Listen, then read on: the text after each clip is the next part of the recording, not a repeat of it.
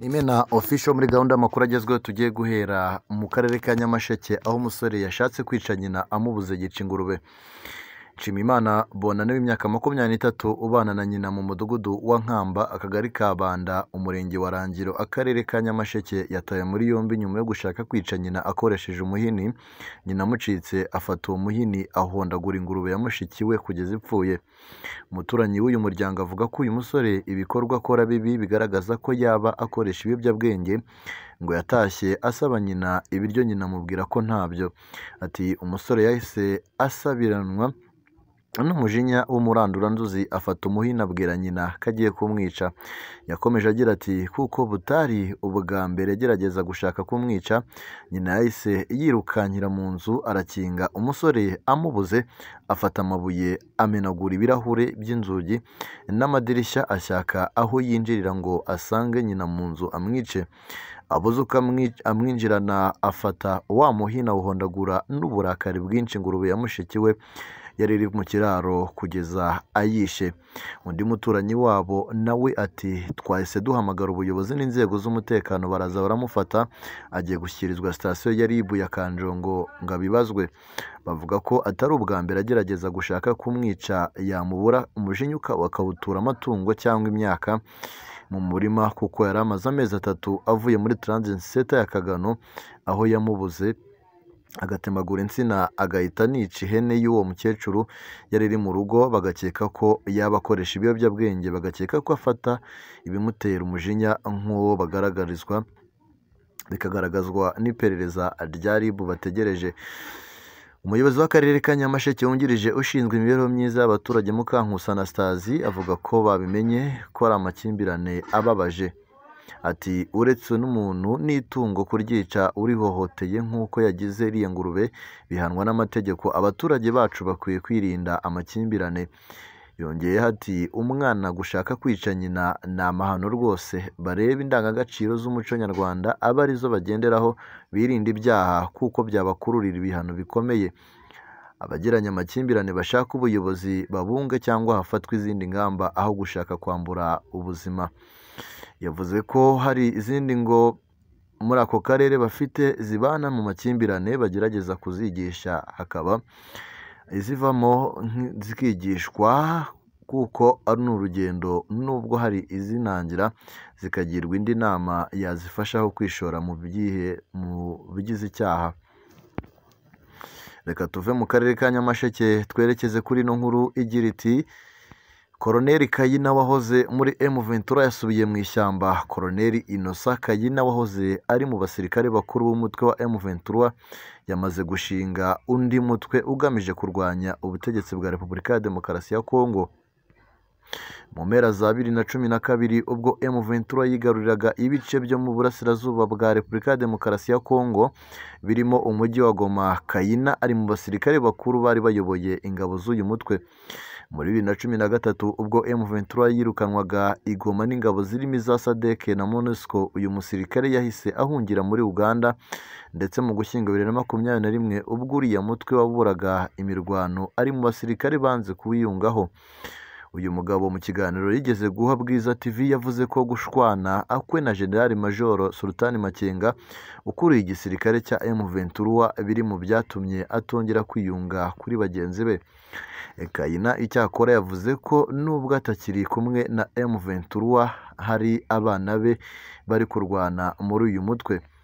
Mu gihe M23 kuri ubu igenzura ibice byinshi byo mu burasirazuba bwa Repubulika ya Demokarasi ya Kongo birimo imijyi ya Goma na Bukavu, Koloneli Innocent Kayina nawe yamaze gushinga umutwe nawe ufite umugambi wo kurwanya ubutegetsi bw'i Kinshasa.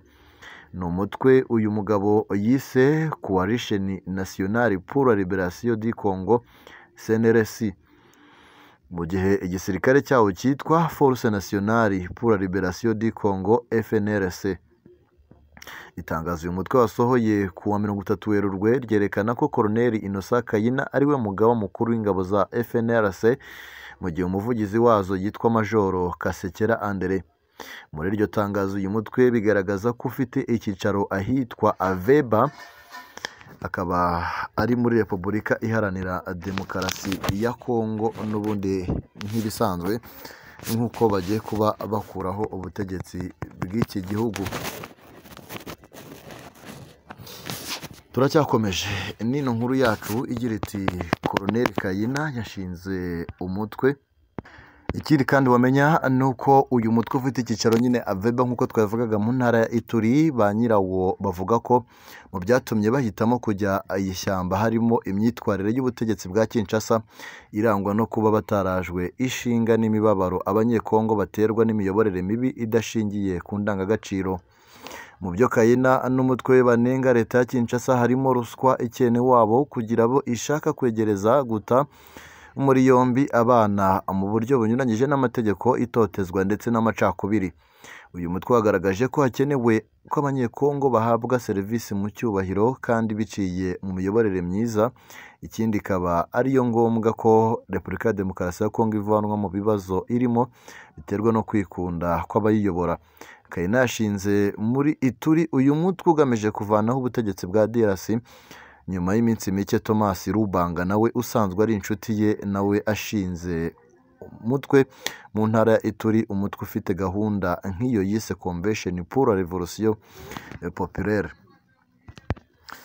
Reka rero dusoreze kuri ino nkuru igira iti ni inkuru dusanga ku kinyamakuru Igihe, aho inkuru igira iti ijambo rifite byinshi rihindura mu mateka rishobora gukura impinduramatwara idasanzwe gukundisha abantu baryumva ibyo urivuga yinyuzemo no kwigisha abato inzira runaka. Nibyo koko aryoha asubiwemo, kandi ngo utaganiriye na se ntamenye icyo sekuru yasize avuze.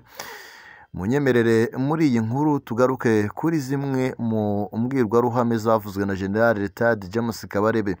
Yabaye umugaba mukuru w'ingabo z'u Rwanda, aba n'umujyanama wa perezida mu birebana n'umutekano, ndetse ni umunyamabanga wa leta ushinzwe umutwererane bw'akarere muri Minisiteri y'Ububanyi n'Amahanga n'Ubutwererane. General Kabarebe yamenyekanye cyane ubwo yari umugaba mukuru w'ingabo z'u Rwanda, umwanya yabayeho imyaka 8 kuva muri 2002 kugeza muri 2010. Ibintu byatumye agira umwihariko wo kuba ari we wa mbere watinze muri uyu mwanya. Kabarebe yabonye izuba mu 1959 avukira muri Uganda kimwe n'abandi banyarwanda benshi bari impunzi. Amashuri abanza yayize muri Kayamate Primary School, ayisumbuye yakomereza muri Kabarega Secondary School mu gace ka Masindi. Icyiciro cya kabiri cy'amashuri yisumbuye yize muri St Henry's College Kitovu. Amasomo yakomereje muri kaminuza ya Makerere, aho yakuye impamyabumenyi mu bijyanye n'ubukungu na politike. Yarangije muri kaminuza mu 1989. Ubwo General Kabarebe yamenyekanye cyane ubwo yari umugaba mukuru w'ingabo z'u Rwanda. Amateka ye mu mwuga w'igisirikare ajya kure cyane kurenza iyi myaka 8, cyane ko ari umwe mu bagize uruhare rwo kubohora u Rwanda ndetse na Uganda. Nyuma y'ikimwe n'abandi banyarwanda bari benshi bari barahungiye muri Uganda, yagize uruhare mu rugamba rwo kubohora u Rwanda no guhagarika jenoside yakorewe Abatutsi. Mbere yo kuba umugaba mukuru w'ingabo z'u Rwanda, izina Kabarebe ryumvikanye mu bakurikiranaga amakuru y'intambara ya Kongo ya mbere n'iya kabiri, cyane ko uyu mugabo ari we wari uyoboye ingabo z'u Rwanda zoherejwe muri iki gihugu gucyura impunzi z'abanyarwanda bari muri Zaire no kurwanya interahamwe. Ingabo zaho zari za FARE zacuraga umugambi mubisha wo kongera gutera u Rwanda. Aha ni naho Kabarebe yaje kwandikira amateka ku kuba umugaba mukuru w'ingabo mu bihugu bibiri. Yabaye umugaba mukuru w'ingabo za Repubulika ya Demokarasi ya Kongo icyitwa Zaire nyuma yo guhirima ku butegetsi bwa Mobutu, agasimburwa na Laurent Desire Kabila. Nyuma y'intambara ya mbere n'iya kabiri za Kongo muri 2002, Kabarebe yagizwe umugaba w'ingabo z'u Rwanda kugeza muri 2010 ubwo yagirwaga minisitiri w'ingabo, umwanya yabayemo kugeza muri 2018 ubwo yagirwaga umujyanama wa perezida wa Repubulika mu by'umutekano. Ubwo yashyirwaga mu kiruhuko cy'izabukuru mu ngabo z'u Rwanda, Retired James Kabarebe yijeje ko nubwo ari mu basirikare bakuru bagishyizwemo, ariko igihugu kizakomeza kugira umutekano. Ati ntabwo bivuze ko umuntu aretse igisirikare wakivamo, ariko ntabwo kikuvamo. Nabasezeye uyu munsi, igisirikare ntikizigera kimvamo. Aho bagiye, ubumenyi bajyanye, ubunararibonye bafite, ubushake, ubwitange, urukundo rw'igihugu, icyaba ari cyo cyose, nubwo batangiye kure bari hafi y'ingabo, nta gishobora guhungabanya umutekano w'igihugu. Aba bagabo bose bahari. Yakomeje ati twe turi umuryango umwe, ni ugukuramo impuzankano gusa, ariko ukaba uzi ngo wayikenera urayisingira ako kanya. ubwo yashyirwaga mu kiruhuko cy'izabukuru mu ngabo z'u Rwanda, General Stade James Kabarebe yijeje abaturarwanda ko igisirikare cy'igihugu gifite ubushobozi bwo gukomeza kurinda igihugu no kugera ku myaka 100 iri imbere. Ati Perezida wa Repubulika yubatse RDF idahinduka mu migirire, idatezuka ku nshingano zayo, ku buryo uyu munsi imbaraga ifite ziha icyizere uwo ari we wese wageze igihe cyo gusezerera mu mugabo mu kuba yasezera ntacyo yikanga. Yakomeje agira ati iki gisirikare cyacu uracyubaka mu buryo burambye, abakibona abatakizi ukuntu cyubaka kiratanga icyizere ko igihugu cyacu kizarindwa mu myaka itari hasi y'100 imbere. imwe mu nyamaswa iteye ubwoba mu ishyamba n'intare irimo, bishingiye ku mutonomo wayo ndetse n'imiterere yayo byanatumye yitirirwa umwami w'ishyamba. Muri Gashyantare 2023 ubwo General Stade James Kabarebe yasobanuriraga urubyiruko imvano y'inkuru yo kurwana n'intare, yavuze ko n'ubundi bitagoye kuyirwanya kuko nubwo ifatwa nk'umwami w'ishyamba, ati buriya mu nyamaswa zose zibaho intare niyo yoroshye kurwana nayo. Kurwana n'intare bigusaba gushirika ubwoba nta kindi. Iyo ugize ubwoba nubwo waba umeze gute irakwica, ariko ushiritse ubwoba intare ntacyo yagutwara. Ufite inkoni ntacyo yagutwara. Kurwana n'intare ni nko kurwana n'imbwa iryana, uretse gusa ubunini bwayo n'umutonomo nta bindi. Aho twageze ngo twicare, tukimara kwicara twari dufite inka. Intare iratera, irabanza irivuga tuti iraje. Twari twacanye umuriro mwinshi cyane, intare iratera. Muri akanya gatoya twumva ifashe inka iyikubise hasi. Yakomeje agira ati ubwo twari abasore bato, ninjye wari mukuru, abandi bari bafite nk'imyaka 15 gutyo. Ubwo dufata inkoni turwana n'intare ijoro ryose, igahindukira igashaka gufata ku ijosi, ukayikangisha inkoni. Turwana nayo kugera mu gitondo turayinesha.